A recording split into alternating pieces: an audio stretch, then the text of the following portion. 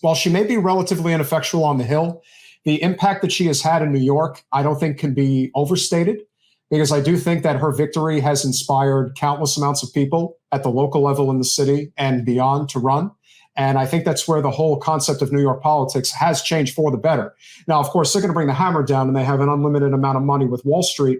But can you talk about the impact that AOC has had in the New York area, not just with her victory, but what it's done for others in terms of building up this sort of bench, if you will, of momentum that it does exist. And the fact that we're even talking about the prospect of a statewide universal healthcare system in New York, I think is directly correlated to what her victory has meant and where it's gone for the last 4 or 5 years.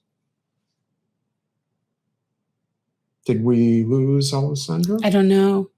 Are you there? Can you hear me now? Yes. Yes. Okay, now we can hear you. Okay.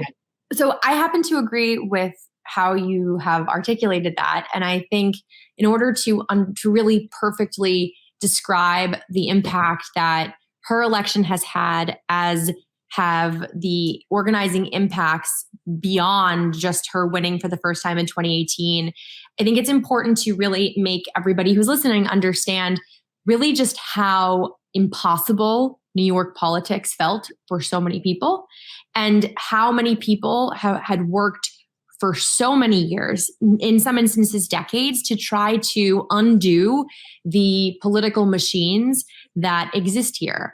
Now, again, I want to just be very intellectually honest here. New York still has New York City, and it's a place where, yes, there are more rights and more laws that protect people than most places on earth. I'm fully aware of that. However, because again, you have the proximity to New York City, whether it's, Westchester County or Long Island, you have had really, I think, a backlog progress because of the perception that New York City is really the driving of all of it, and it's not true. And so up until 2016, again, there really was not an emphasis on local politics, community boards, on New York City council races, on the state assembly or the state senate. And I'm just going to put my hand in the air. You can't see me again because my video is off, but my hand is high up in the air, literally, because I was one of those people that did not think that state government was sexy. I thought it was the boring place that okay, it's there, no problem. It's going to be fine. Again, it's New York.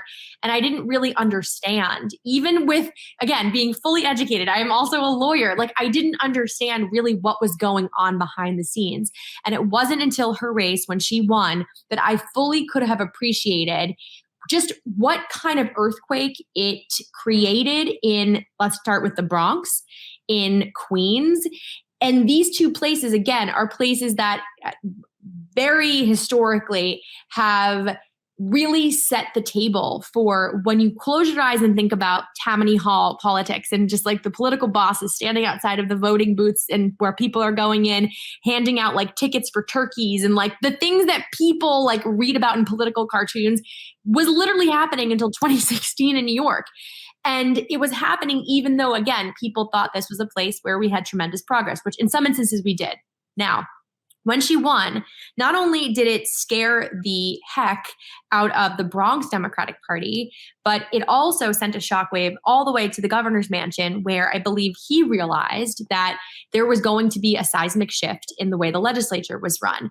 Because of her race and because of the organizing efforts that her and her campaign team were able to do, myself and a lot of others who were running, I would say about 10 others who were running, were able to, again, it wasn't that we weren't organizing, we were, but we were up against a huge wave of people who did not want us to be there. And then when she won, what it did for people's minds was it changed the perception that, oh my God, wait, these are people who could win. So maybe we should start to help them. And that built momentum for us to then take it over the finish line in September when we had our primaries and win. And then from that point forward, so many people, again, at every level of government, we have community boards, we have our city council, state assembly, and state senate started to run for these seats. And in 2020, again, when I was running for re-election, the assembly, a place that historically was run by so many individuals who literally left the chamber in handcuffs,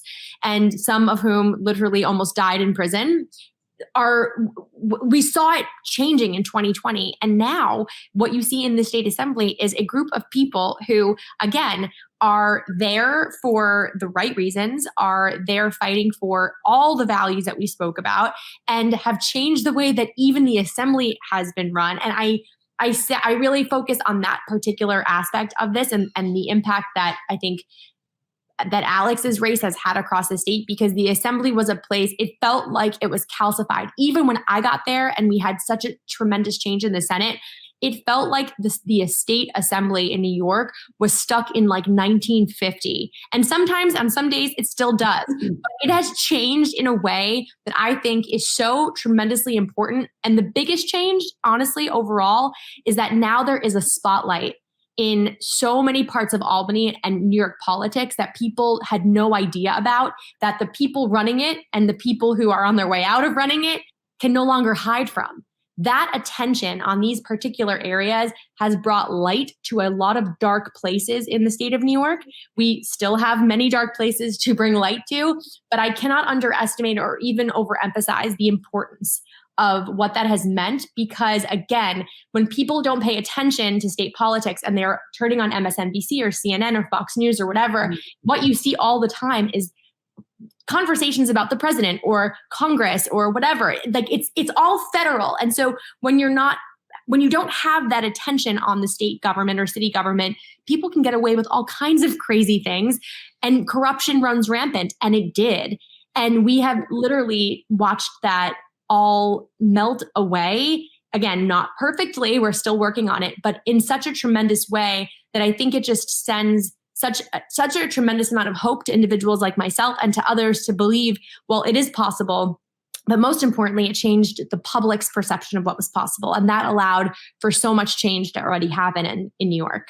Highlighting you, Tiffany Caban, Jabari Brisport, Ron T. Kim. There are several of you guys who have really made an exceptional impact. And this is, if you want to call it the AOC wave, whatever you want to call it, has definitely changed the dynamic, because you guys, I mean, let's be honest, between DeSantis, Newsom, and Cuomo, you're talking about three most powerful governors in the country.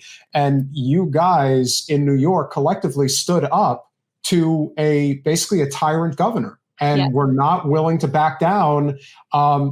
Prior to AOC winning, I'm not sure that would have happened. Agreed. And the fact that it did happen, and the fact that it doesn't matter how you got him out, you got him out. You got out a guy who was not governing on behalf of the people. Thanks for watching. If you want to support our mission to transform politics into service, please like this video, subscribe, follow us on social media, and consider joining our Patreon, where you'll get early access to our interviews as well as other exclusive content. Links are in the description. Peace out.